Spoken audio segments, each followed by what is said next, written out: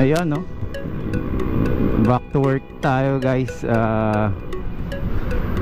Dito tayo ulit sa Mindanao Avenue. As usual. As usual, no? As usual. Ayun. Ayun, so maraming salamat po ulit sa mga imbitasyon na mga minessage nyo sa akin, sa mga pagpunta dyan, pagpunta doon, at pagbisita sa akin para pa-testing po yung mga e-bikes niyo. Maraming salamat po. At kung gusto niyo lang naman po talaga ng honest review, yes! Gagawin po natin yan. Hindi po ako binabayaran na para mag-promote ng product. Kaya kung pinapa-review nyo lang po sa akin yan, I'm gonna be honest, no?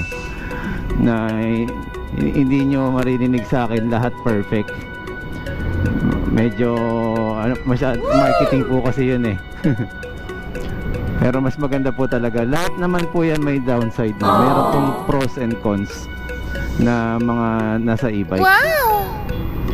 Pero yun nga, mahirap po kasi ikumpara ang ginagamit natin sa mga ibang e-bikes dahil yung presyo pa lang ang layo na po, no? So ibig sabihin kasi medyo masa talaga po tong WSP. Sa sobrang masa po niya, expect nyo rin po, kundi po yung tamang pag-alaga mangyayari, mabilis po talaga din masisira. Hindi kagaya nung mas mahal, kahit hindi ka marunong mag-alaga, kahit paano mas mahaba-haba buhay nun. Paano ko po nasabi? Yung bakal lang po nito malayo po sa bakal nung mga mas mahal eh. Hindi po natin malaman pag ito po katagalan lumutong, pwede pong mabiyak yung mga bakal. Tapos yung iba kinakalawang na. Ayun nga po pala, no, meron nga mo nag-comment sa akin, kamusta daw po ba ito yung gamit ko, puro kalawang na daw ba? Abay syempre hindi. Bakit ko po hayaan maging ganon? Pero yes, tama po din kayo. Sa NWOW, makikita nyo po automatic siyang kinakalawang, no? Yung ERVS na 3 gulong, yun syempre di ba pag pinapamalengke, makikita nyo po may nababasa po ng mga malansa. Ayan, mabilis pong kalawangin yun. Kaya yun, importante din po yung tamang pag-maintain nung e-bike na to, kasi nga mas kailangan ng mas kalinga ba sa wastong pag-alaga. Pag kami nakikita po kayong kalawang, medyo lihayin nyo na, tapos bugahan nyo na po kagad ng pintura para hindi na po kumalat yung pagkalawang niya. So yun, ito po yung last year, ito po yung panahon na nabutasan tayo ng gulong na napakalaki, no? Kaya napapalit tayo eh. Ini-enjoy pa natin yung stock na gulong noon eh. Nakakakilig po yun. Alam niyo po yung nakakilig doon, yung madaan ka lang ng konti sa bakal na kalsada, dudulas ka na lang bigla kahit diretso yung gano'n mo. So dudulas siya ng ganyan, ganon. Yummy! So yun, so sino pa ba ang ating mga so abangan, may mga sineset po tayo na magiging pagsasalo-salo.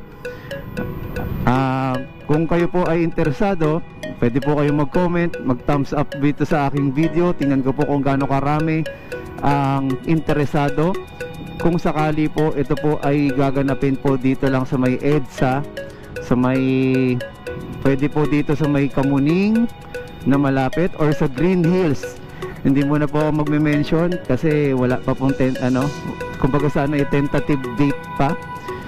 Hindi pa natin alam kung kailan, pero yun po ang niluluto po natin para sa ating kung munting salo-salo.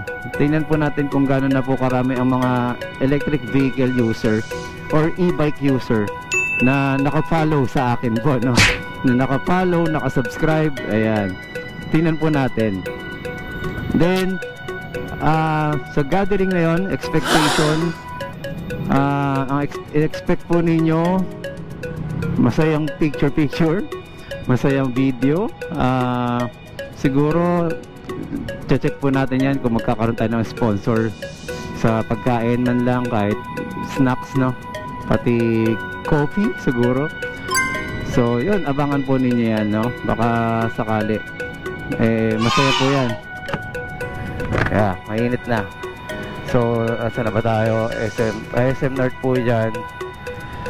Then kakaliwa po tayo ulit sa may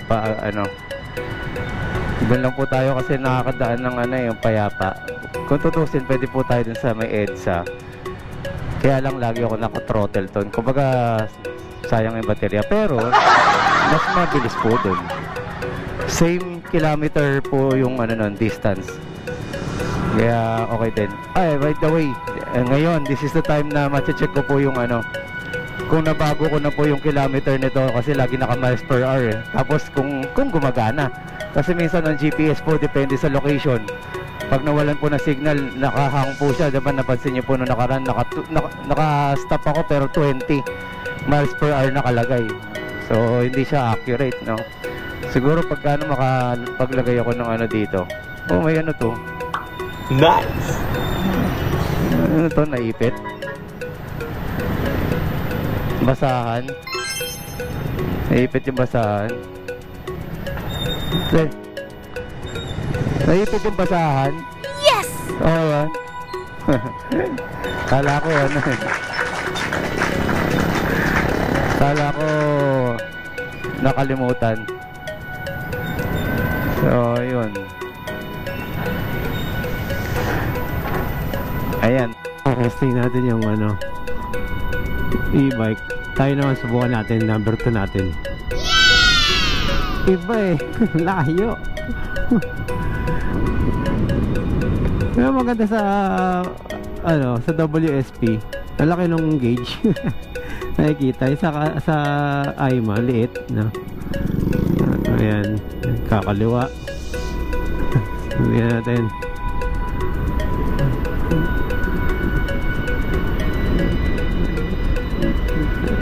Lang tayo, ganun lang kalahati lang ng takbo niya. Pababa pa para tumulin. Dahil malayo na po yung ginastos niya doon sa ating okay.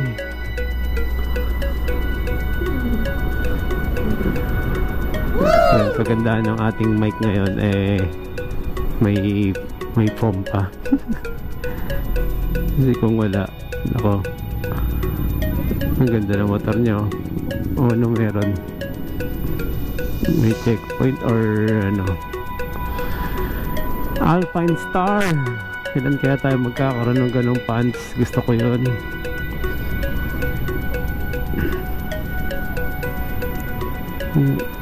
Sige din. Pwede pala.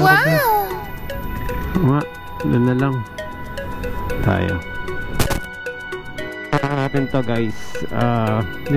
Dito na tayo sa may Soler EDSA. Tignan nyo kung gaano kadilim. Time check, mag-aalas 6 pa lang. 6 o'clock, no? Grabe ang dilim. Tumatabi na sila dahil medyo bumubuhos na yung ulan, kaya sumisilong na sila.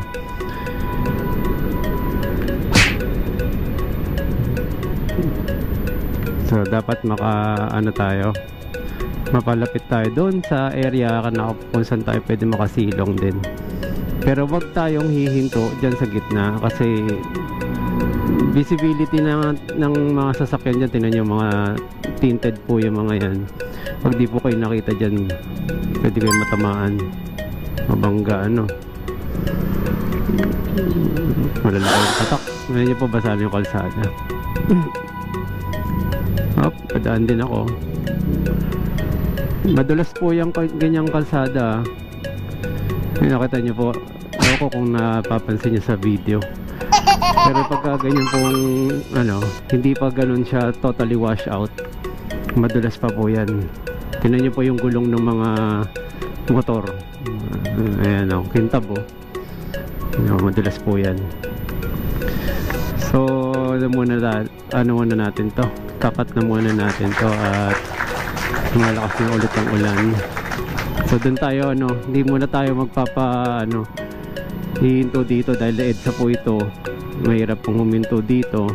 Yes! Pagka huminto dito, kamote ka rin So ayun, dito muna tayo. Cut po muna to kasi mababasa yung mic natin. So okay, once again, Marvin Chua Motovlog po. Maraming salamat po. Salamat din po sa mga nag-subscribe. Subscribe, okay. Bulol pa